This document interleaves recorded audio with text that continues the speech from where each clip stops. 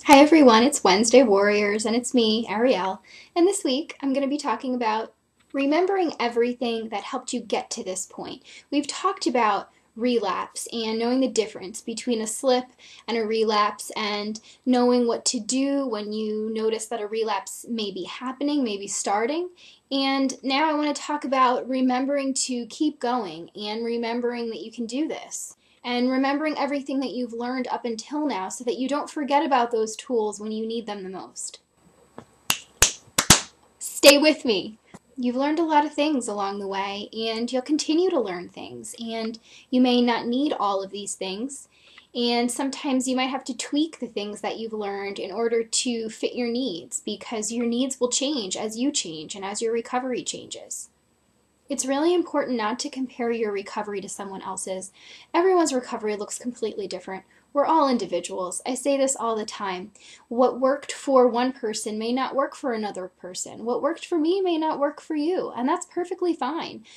So if you want your recovery to look like your friend's recovery, or you wish your recovery would look like this image that you have in your head, it may not happen. And you shouldn't feel disappointed in yourself if it doesn't. Stay mindful. Be willing to make changes. Sometimes it might feel like you're taking a step back, but sometimes it looks like a step back in order to make a step forward. So for example, if you have to up your treatment so that you're seeing your therapist more often, or you're seeing your nutritionist more often, or you have to go and do an outpatient program, whatever the case calls for, whatever the situation calls for, it doesn't mean you've taken a step back. You're taking a step forward because you're doing something for your recovery, because you're aware, you're mindful that you need something more right now, and that's great. What's bad is when you don't recognize that and you end up in those situations not by choice, or you end up in those situations as a last resort, and you end up in those situations and you have to start over and go through all this stuff all over again. Sometimes you have to make a change, and change can be really hard, even when it's a good thing. You know it's a good thing, and on some level you want to do it. On another level you don't want to do it because it's a change and it feels weird. Sometimes it can even feel bad and uncomfortable, and when we're uncomfortable in our own skins, we don't really want to move forward. We really don't want to keep going doing that thing. We want to go back to the stuff that we're comfortable with, the stuff that feels familiar. And sometimes you have to say no to things because you have to put other things on hold when you're putting all your efforts into recovery. Sometimes recovery takes a lot of work.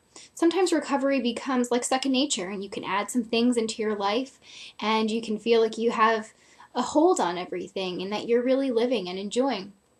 But other times you have to know when to take a step back, you have to know when to prioritize, and you have to be able to put yourself first and put your recovery first. And that can be really hard. We're going to talk about that in a future rotation. We're going to talk a little bit about guilt. We're going to talk a little bit about being able to say no and what that means. Last week when I was talking about relapse and how to keep yourself moving forward after a relapse.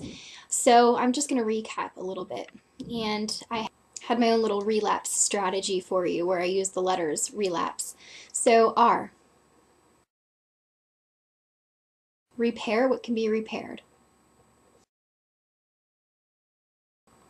Exercise your strength of mind. You're stronger than your eating disorder. Learn from your mistakes. Accept that you're human. Be kind to yourself.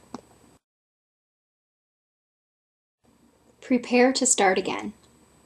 When you have a slip, when you have a setback, even if you have a relapse, prepare to start again. You can do it. Are you with me? Stay with me. Seek support, or seek more support if you already have support. Sometimes we know when we need more support and we don't reach out and ask for it. So this is just a reminder to do that. Encourage, don't berate yourself. Encourage yourself as much as you possibly can, even when it feels fake, even when it feels forced. Keep encouraging yourself to move forward. You have all the power. Have a great week, everyone. I'll see you next time.